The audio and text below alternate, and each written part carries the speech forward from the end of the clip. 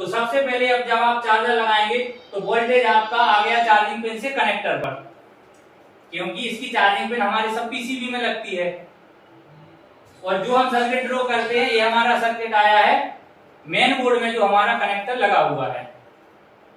तो main board में हमारा जो कनेक्टर लगा हुआ है J1901, तो J1901 पे हमारा वोल्टेज यहाँ 1 और 2 और 30 और 29 पिनों पे, 4 पिनों पे हमारा यहाँ वोल्टेज चार्जिंग पिन से इनपुट हुआ है। वो ये है हमारी बी बस की लाइन। लेकिन स्कीमेटिक हमें समझने के लिए उसमें नाम देखना पड़ता है, तो इन्होंने पहले दे दिया बी बस यूएसबी इन, यानी यहां से हमारा वोल्टेज इन हुआ है। इसके आगे आपको एक टीवीएस डायोड लगा दिया है। तो टीवीएस डायोड लगा दिया है किस लिए? टीवीएस डायोड की मैंने वर्किंग बताई थी कि यहाँ अगर आपकी 5 वोल्ट की लाइन है और 5 वोल्ट का जनरेटर लगा दिया, उसमें 5 वोल्ट से अगर ओवर वोल्टेज आ गया तो वो इसको ग्राउंड कर देगा। मैंने आपको डायोड पढ़ाए थे रेक्टिफायर डायोड। रेक्टिफायर डायोड कभी इस साइड से इस साइड नहीं भेजेगा, लेकिन जिनाइड डायोड जो है ओवर वोल्टेज आएगा तो उसको ग्राउंड कर देगा। ठीक, कैपेसिटर आपको बताया था फिल्ट्रेशन के लिए लगे हुए हैं, ताकि हमारा वोल्टेज यहाँ अगर हल्का फुल्का फ्लक्चुएट भी हुआ तो हमारे कैपेसिटर उसको रेगुलेट कर देंगे, बिल्कुल फाइन वोल्टेज बना के आगे भेजेंगे। इसके बाद जो 47 किलो ओम की एक रेजिस्टेंस इसमें ग्राउंड के साथ लगा दी गई है। तो जो 47 किलो ओम की रेजिस्टेंस ग्राउंड के साथ लगा दी गई है, ये बड़ा कंफ्यूजन वाला काम है, लेकिन इसमें कभी आपको कंफ्यूज नहीं होना है। ये फीडबैक रेजिस्टर होती है, ग्राउंड का फीडबैक। जब आपने चार्जर लगाया तब जाके ये रजिस्टर लगा दिया, आपकी आगे जाके मोस्फेट आपका ऑन हो जाएगा। लेकिन जब आपने चार्जर निकाला तो इस लाइन में वोल्टेज यहाँ से ग्राउंड से फीडबैक ले लेता है। ग्राउंड का फीडबैक लेने के लिए, वो फीडबैक कब लेता है? चार्जर लगाया जब, उसे जरूरी नहीं है जब आपने चार्जर निकाला फिर फीडबैक लेगा। तो ग्राउंड का फीडबैक लेने के लिए आपकी 47 किलो ओम की रजिस्टर इसमें लगी हुई है। इसके बाद एक और कैपेसिटर लगा है। तो ज्यादा कैपेसिटर लगने का यही कारण होता है कि अगर एक कैपेसिटर ने पूरा फाइन नहीं कर पाया तो आगे आगे जाके कैलकुलेशन के हिसाब से कि हमारी कितने वोल्ट की लाइन है, उसमें हमें कितने कैपेसिटर की जरूरी पड़ेगी, कितने फेराड नैनो वो पिको फेराड माइक्रो फेराड की जरूरी पड़ेगी, तो उस हिसाब के हमारे कैपेसिटर लगेंगे। तो कैपेसिटर में मैंने आपको बताया था कभी आपको फेराड में कैपेसिटर नहीं मिलेगा, क्योंकि फेराड बहुत बड़ी संख्या है। हमेशा nano farad, pico farad, micro farad यही सब हमारे आते हैं। अब आपकी एक उन्होंने 9 पिन की ओबीपीआईसी लगा दी। अब ओबीपीआईसी का क्या काम है? ओबीपीआईसी का काम है कि अगर यहाँ 5 वोल्ट से और अधिक ज्यादा वोल्टेज आता है तो ये आईसी यहाँ से अपना कनेक्शन कट कर देगी, वोल्टेज को उस साइड नहीं जाने देगी, ताकि आपकी आगे जाके चार्जिंग आईसी खराब ना हो जाए। ये प्रोटेक्शन का काम। अभी तक यहाँ तक जितना ये पार्ट्स लगे हुए हैं ये सब प्रोटेक्शन के हिसाब से ही है, क्योंकि कैपेसिटर वोल्टेज को रेगुलेट कर रहा है, फिल्टर कर रहा है। टीवीएस डायोड जो लगा दिया है वो आपका यहाँ से वोल्टेज अगर ज्यादा आ गया तो उसको कर देगा। अब टीवीएस डायोड और आपका जिनाइड डायोड, इनमें मैंने डिफरेंस भी बताया था। ईएसडी डायोड, कुछ डायोड आपके लगे होते हैं वोल्टेज अगर एक्स्ट्रा आ गया तो उसको ग्राउंड कर देंगे। कुछ अगर एनवायरनमेंट से कोई सिग्नल फ्रीक्वेंसी उसके अंदर आ गई अगर लाइन में तो उसको ग्राउंड कर देगा ईएसडी। तो बहुत सारी चीजें जो मैंने एक एक करके सारे डायोडों की वर्किंग आपको समझाई थी। अब यहाँ से आपकी लाइन जाएगी तो यहाँ आपको मिलेगा एक डिवाइडर सर्किट। एक डिवाइडर सर्किट आपको मिलेगा। तो डिवाइडर सर्किट में एक 330 किलो ओम की रजिस्टर लगी, एक 39 किलो ओम की रजिस्टर लगी। तो इसका डिवाइडर का जो कैलकुलेशन बनेगा हमारा, तो कैलकुलेशन के हिसाब से आपने ये अभी कैलकुलेट किया तो 0.52 वोल्टेज यहाँ आ रहा है। बीसीडीटी वोल्टेज चार्ज डिटेक्ट ट्रिगर, यानी ये जो हमारी लाइन है ये चार्जिंग को डिटेक्ट करने के लिए है। अगर इसमें लाइन में प्रॉब्लम आ जाएगी तो हमारा चार्जर डिटेक्ट ही नहीं होगा। यहाँ पे अगर दिक्कत आ गई तो चार्जर डिटेक्ट ही नहीं होगा। कई बार प्रॉब्लम आती है कि मोबाइल ये लाइन दिक्कत होगी तो बंद में चार्ज नहीं हो रहा, चालू में चार्ज हो रहा, क्योंकि कई बार ऐसा होता है, कई बार बंद में हो रहा चालू में नहीं हो रहा। तो ये समस्याएं हमारी इस लाइन से हमारी बनती है। अब दूसरी हमारी जो लाइन आ गई चार्ज एलडीओ, तो जो हमारी चार्ज एलडीओ की लाइन आई कि चार्ज आपकी डिटेक्ट तो हो गई, बैटरी आपकी हो सकता पूरी डिस्चार्ज है, बैटरी आपकी पूरी डिस्चार्ज है, आपके मोबाइल को ऑन भी तो होना है, लोगो तो दिखाएगा चार्जिंग के लिए। तो जब तक हमारी पावर आईसी ऑन नहीं होगी तो वो कैसे होगा? तो चार्जिंग का जो एलडीओ सेक्शन है इसके अंदर चार्ज एलडीओ है, तो उस एलडीओ को इनेबल करने के लिए यहाँ वोल्टेज आता है। अब यहाँ कितना वोल्टेज आता है? ऊपर तो आपको 5 वोल्ट ही पूरा मिला और नीचे मैंने आपको प्रैक्टिकली चेक कराया तो प्रैक्टिकली यहाँ पे मिला 2.8 वोल्ट। तो 2.8 वोल्ट कैसे बना, वो भी मैंने कल आपको समझाया था जी सर कि 2.8 में भी यहाँ डिवाइडर कैसे बना, इतना दूसरा रेजिस्टेंस कहाँ से पैदा हो गया कि यहाँ 2.8 वोल्टेज आ गया। एक रजिस्टर तो तुम किसी भी लाइन में लगा दो, वो वोल्टेज दूसरी साइड ड्रॉप थोड़ी करेगी। एक रजिस्टर अगर तुम्हें दूसरी साइड कोई लोड नहीं है, तुमने सीधी लाइन में लगा दी तो वो आपका वोल्टेज ड्रॉप नहीं करेगा। लेकिन ये लोड के साथ लगी हुई है, उसमें इतना रेजिस्टेंस यहाँ नीचे पैदा हो रहा है कि इसका डिवाइडर बन के उतना उसमें आ रहा है। तो कितना 9.5 किलो ओम का रेजिस्टेंस बन रहा था हमारा आईसी के अंदर से। आईसी की वोल्ट पे इतना लोड है कि उतना वहां रेजिस्टेंस हो रहा है, ताकि यहाँ 2.8 वोल्टेज आ रहा है। अब आईसी के अंदर भी आपका एलडीओ लगा हुआ है, अंदर आईसी के अंदर मोस्फेट ट्रांजिस्टर सभी कंपोनेंट्स ही होते हैं। बाहर हमें देखने को मिलता है कि ऐसे कंपोनेंट लगे, वहां वो मटेरियल के बेस में बने हुए हैं सब। तो वहां से जो लोड आ रहा है उस लोड के हिसाब से यहाँ वोल्टेज आपको 2.8 देखने को मिलता है। अब इसके बाद अब आगे आपकी लाइन पहुंची, आपकी MT6371P में आपकी लाइन इंटर होगी। तो MT6371 में आपका A1 A2 A3 की लाइन पे चार्जिंग का इन रिवर्स, यानी जो आपका यहाँ से जो वोल्टेज आया वो आपका हो गया। अब इसमें एक और E2 की लाइन पे उन्होंने वोल्टेज दे दिया। मोबाइल में आज के समय में सेंसिंग लाइन बहुत ज्यादा है, फीडबैक लाइन, सारी लाइन है बहुत सेंस करती हैं। तो एक उन्होंने उसमें फीडबैक लाइन भी उसी में दे दी, फीडबैक लाइन भी दे दी कि उतना वोल्टेज वहां आ रहा है कि नहीं आ रहा चेक करने के लिए। तो E2 लाइन वहां फीडबैक लाइन दे दी। इसके बाद चार्जिंग, अब जैसे आप डायग्राम में देखेंगे तो डायग्राम में तो मैं भाई ग्राउंड तो कहीं दिख नहीं रहा था, लेकिन हमें ग्राउंड भी देखना है कि D1 D2 D3 की पिन हमारी माइनस होनी चाहिए पैड में।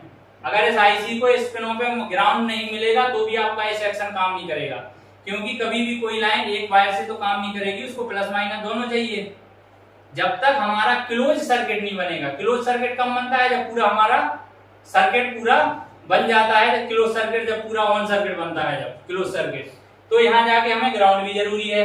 इसके बाद आपका आएगा पीएमआईडी। पीएमआईडी के मैंने आपको बताया 8 से 10 नाम बताया, अलग अलग तरीका से लिखा हो सकता है। पीएमआईडी, यूएसबी आईडी, वीएमआईडी, एमआईडी, यूएसबी इन वीएमआईडी, कई बार ऐसा भी लिखा होता है। तो हमें आईडी से मतलब है कि हमारी ये पीएमआईडी पे हमें देखना है कि जितना हमारा चार्जिंग का इनपुट वोल्टेज है उतना ही हमारा पीएमआईडी पे हमें वोल्टेज मिलेगा, उतना ही वोल्टेज हमारा इधर मिलेगा। अब इस कैपेसिटर पे उतना ही वोल्टेज मिलेगा। अभी जो हमारे सेट आ रहे हैं जिनमें टर्बो चार्जिंग आ रही है, डुअल इंजन चार्जिंग भी मैं आपको पढ़ाऊंगा कैसे वर्क करती है। तो दूसरी जो चार्जिंग आईसी लगी होती है डुअल इंजन वाली, तो दूसरी चार्जिंग के लिए जो इनपुट वोल्टेज बनता है चार्जिंग का, वो यहाँ पीएमआईडी से ही निकाल दिया जाता है। जो दूसरा वोल्टेज बनता है वो यहाँ पीएमआईडी के कैपेसिटर से ही लाइन वहां दी गई है। कई बार यहाँ से डायरेक्ट भी दी गई है, लेकिन अक्सर मैंने देखा यहाँ से ही लाइन आगे दूसरी आईसी में दी गई है। तो लाइन आपकी इधर आ जाएगी। अब इसके बाद आपकी यहाँ होगी स्विचिंग, यहाँ बनेगा charge pump circuit. Charge pump circuit आपका बनेगा, यहाँ होगी चार्जिंग स्विचिंग, क्योंकि हमारी जो इतनी लाइन से यहाँ से वोल्टेज आया उसमें एम्पियर की मात्रा कम हो गई, तो एम्पियर हमें बढ़ाना है। एम्पियर बढ़ाने के लिए यहाँ होगी स्विचिंग, स्विचिंग यहाँ होगी। तो स्विचिंग का जो बूट कैपेसिटर लगा, तो बूट कैपेसिटर पे एक साइड 4 वोल्ट अभी चेक करा है, एक साइड आपको 8 वोल्ट 4.3 आ रहा था, एक साइड 8 आ रहा था। इसके बाद कॉइल से स्विचिंग होगी, कॉइल भी आपको देखनी है, कॉइल भी जिम्मेदार है। इसके बाद आपका बनेगा वी सिस्टम। वी सिस्टम बनेगा तो हमारा जो क्वालिकॉम की आईसी होती है उसमें वीपीएस लगा होता है, मीडियाटेक में अक्सर वी सिस्टम लगा होता है। तो ये जो हमारा बन गया वी सिस्टम, यही पूरे डिपार्टमेंट में अब जाएगा। हर जगह जहां जहां हमें वोल्टेज की जरूरी है, 4 वोल्ट की जरूरी है, हर जगह यही जाएगा। ये हमारा मेन वीपीएच है, मीडियाटेक में वी सिस्टम लगा होता है। तो यहाँ जो लाइन आई, अब उस वी सिस्टम को भी सेंस करने के लिए देखिए 3 पिनों पे एक ही लाइन दे दी, F1 F2 E1 पर सेंस करने के लिए। हमारे पूरे मोबाइल में सेंसिंग बहुत ज्यादा है, तो यहाँ भी उसको वी सिस्टम सेंस दे दिया कि इसको वो सेंस करेगा कि यहाँ उतना वोल्टेज मिल रहा है कि नहीं। अब इस सेंस की जो लाइन आपकी वी सिस्टम जाएगा, तो वी सिस्टम पहला काम क्या है, पहला हमारा जब आप किसी एक रास्ते से जाते हैं तो रास्ते में कई रास्ता मिलेंगे, लेकिन हमें अपना पता होना चाहिए कि हमें पहुंचना कहाँ है। तो पहला हमारा काम है, वी सिस्टम पूरे मोबाइल में फैला हुआ है, लेकिन हम उसको पहले लाएंगे पावर आईसी के अंदर।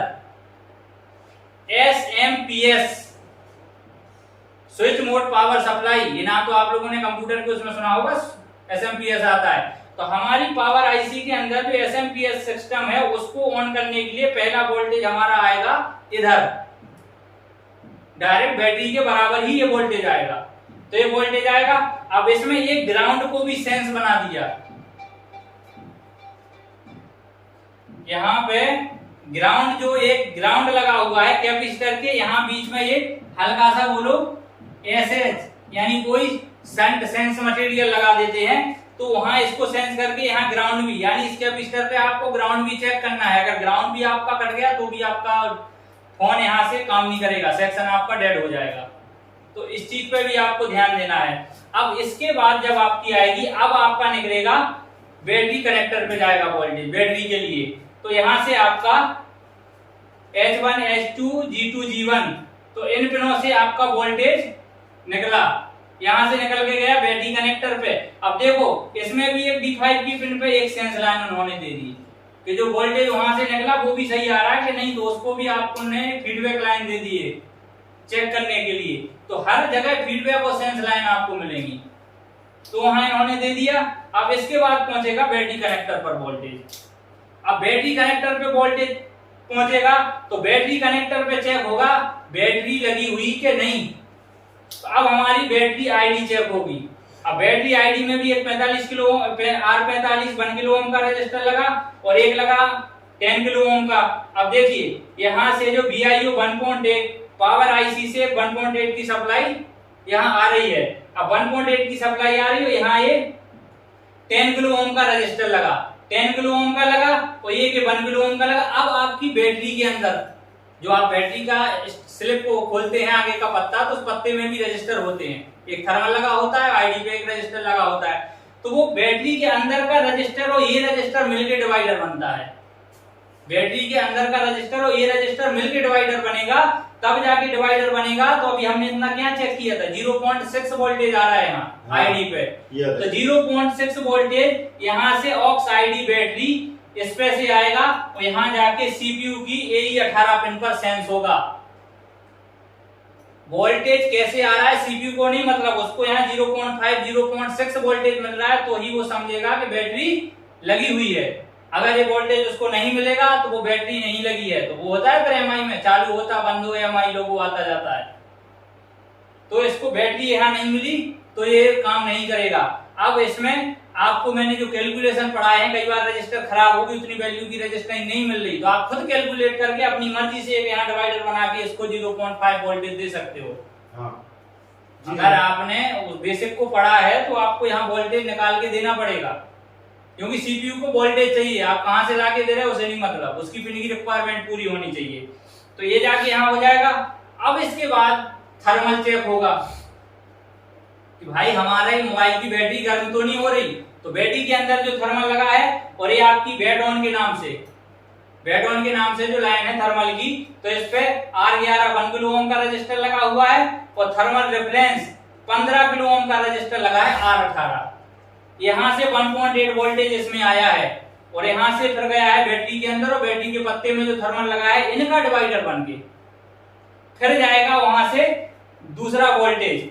यहाँ से आपका वोल्टेज आया और यहाँ से जो लाइन आई वो ये पावर आईसी से ही इस पे वोल्टेज दिया गया, पावर आईसी से ही 1.8 वोल्टेज दिया गया और पावर आईसी पर ही सेंस के लिए आया है। तो अपन ने अभी देखा था 0.6 आ रहा था आईडी पे बैटरी लगाने के बाद और 0.5 आ रहा था इसके थर्मल पर, तो यहाँ भी उतनी रिक्वायरमेंट पूरी होनी चाहिए। ये डिवाइडर बन के थर्मल मैंने बताया था आपको, एनटीसी थर्मल मिलते हैं हमारे मोबाइल में, नेगेटिव टेम्परेचर कोएफिशिएंट, तो उसमें ये होता है कि जब रजिस्टर गर्म होगी, क्योंकि भाई अगर पत्ता गर्म होगा तो रजिस्टर गर्म होगी तो उसका रेजिस्टेंस कम हो जाएगा, तो वोल्टेज ग्राउंड में ज्यादा चला जाएगा, और वोल्टेज ज्यादा ग्राउंड में चला गया तो इस पिन पे हमें जो R13 पिन है MT6357 CRV का, तो R13 पिन पे अगर हमें वोल्टेज 0.5 से 0.32 कम वोल्टेज अगर मिला, वोल्टेज कम मिलेगा तो ये क्या कहेगा, battery temperature too high, voltage कम मिला तो बैटरी टेम्परेचर टू हाई, क्योंकि हाई क्यों हो रहा है, अगर वहां बैटरी हमारी गर्म हो रही इसलिए थर्मल वोल्टेज ज्यादा ग्राउंड कर रहा है, तो इस हिसाब से ये सर्किट बन के यहाँ वोल्टेज आएगा। तो कई बार ऐसा होता है हमारा मोबाइल गर्म नहीं हो रहा, थर्मली खराब हो गया, तो थर्मल का कैलकुलेशन करके आप कैलकुलेशन के हिसाब से वहां एक नॉर्मल रजिस्टर भी आप लगा सकते हो, कोई थर्मल की आवश्यकता नहीं है, लेकिन आपकी एक सेफ्टी खत्म हो जाएगी। लेकिन कई बार थर्मल ही खराब हो गया तो हमें फिर लगानी पड़ती है रजिस्टर। तो इस हिसाब से अब थर्मल चेक होगा। भाई मोबाइल ने चेक किया, आईडी हमारी बैटरी लगी हुई है, अब हमारी बैटरी गर्म भी नहीं हो रही, अब हमने चार्जिंग स्टार्ट कर दी, चार्जिंग पंप सर्किट काम करने लगा, चार्जिंग स्टार्ट हो गई, सब कुछ हो गया। लेकिन अब डिटेक्ट होगा कि आखिर हमें चार्जर करनी कितनी है, हमारा चार्जर कौन सा लगा हुआ है, हमारा टर्बो चार्जर लगा है या नॉर्मल सादा चार्जर लगा है। तो उसके लिए आपका यहाँ से जो आपका चार्जिंग पिन से डीएमडीपी आएगा, तो डीएमडीपी आया आपके सीपीयू के अंदर, डीएमडीपी आपके सीपीयू के अंदर आया, सीपीयू से चार्जिंग के लिए वो डीएमडीपी आया आपका C27 और B27 पर। अब यहाँ से चार्जिंग को डायरेक्ट करने के लिए CHDDP CHDDM, ये चार्जिंग के लिए डीएमडीपी अलग से उसने दूसरी पिन से निकाले, D26 और E26, इन पिन से दो डीएमडीपी निकले BI पावर आईसी के M11 और M10 पिन पर। अब पावर आईसी अब उसको सेंस करेगी कि भाई नॉर्मल चार्जर आपका लगा हुआ है कि टर्बो चार्जर लगा हुआ है, कि हमें चार्जिंग कितनी करनी है। तो हमारे मोबाइल में टर्बो चार्जिंग सपोर्टेड है कि नहीं। अगर हमारे मोबाइल में टर्बो चार्जिंग का कोई सिस्टम ही नहीं है तो भाई फिर आप कोई भी चार्जर लगाओ, जो स्लो स्पीड में होना है तो स्लो ही होगा। तो ये डिटेक्ट करने के लिए हमारी ए पिन आई है। तो इस हिसाब से हमारा ये चार्जिंग सर्किट इस मोबाइल का काम करता है। तो ये समझ में आया आप लोगों को? जी सर। ये तो हम पहले ही चेक करा चुके कहाँ कितना वोल्टेज मिलेगा एक एक चीज। हाँ। तो आपको डिस्टर्ब लग रहा था कि इतना बड़ा डायग्राम है, छोटी छोटी चीजें हम कहाँ से, तो हमें उस सेक्शन को समझना है जिस सेक्शन से हमें काम है। स्कीमेटिक कितना भी बड़ा रहने दीजिए, अभी हमें चार्जिंग सेक्शन का काम था, हमने चार्जिंग सेक्शन को बाहर निकाल लिया। अब इसमें कहाँ कितनी रिक्वायरमेंट पूरी करनी है, हमने एक एक कंपोनेंट पीसीबी लेआउट से अपने बोर्ड में किया और बोर्ड में उसको फाइंड करके चेक किया कि हमारा वोल्टेज यहाँ हो रहा है कि नहीं जी। और ये भी मैंने आपको फॉल्ट बताया कि किस पिन के खराब होने से, किस लाइन के कट जाने से क्या फॉल्ट बनेगा। अभी इसमें और एक लाइन होती है ये माइनस के साथ, इसमें जो कोड रजिस्टर लगी होती है ग्राउंड लाइन में लगी होती है। तो कोड रजिस्टर ग्राउंड लाइन में देखिए आपका एक सर्किट बनता है, रजिस्टर चाहे प्लस लाइन में लगा दो चाहे माइनस लाइन में लगा दो, ये डिफरेंस के लिए होती है, सेंस करने के लिए, बहुत ही लो वैल्यू की होती है। तो इन्होंने ग्राउंड लाइन में रजिस्टर लगा दी, वहां से दो लाइनें निकाल के ले गए पावर आईसी में, CSP और CSN। यहां से आपका करंट सेंस, भाई आपने मोबाइल चालू किया, मोबाइल चालू करके आप उसमें गेम भी खेल रहे, साथ में चार्जर भी लगाए हैं, तो हमारे मोबाइल में कितना करंट खर्च हो रहा है और कितना करंट हमें चार्जर से लेना है, उस करंट को सेंस करने के लिए भी इन्होंने दो लाइनें यहाँ पे निकाली हुई हैं। इसके अलावा भी एक CPU से जो इनेबल आता है वो मैंने आपको लाइव डायग्राम में दिखा था। तो आपको इस सर्किट को भी समझना है और सर्किट के समझने के साथ साथ हमें डायग्राम में अदर और भी चीजें समझनी है कि इनके अलावा भी और कितनी चीजें किस चीज में जिम्मेवार हैं, कौन चीज क्या काम कर रही है। तो हमेशा स्कीमेटिक के सर्किट पे ध्यान देना है। कभी आपको ये नहीं सोचना है कि हमें लाइन पकड़ना आ गया तो हम स्कीमेटिक सीख गए। स्कीमेटिक में बहुत कुछ है। तो अभी इतना है, अब स्टेप बाय स्टेप समझेंगे हर सेक्शन को, तो धीरे धीरे आपको आ जाएगा, कोई दिक्कत नहीं। तो अभी इतना सेक्शन आपको समझ में आया? चलिए ठीक है।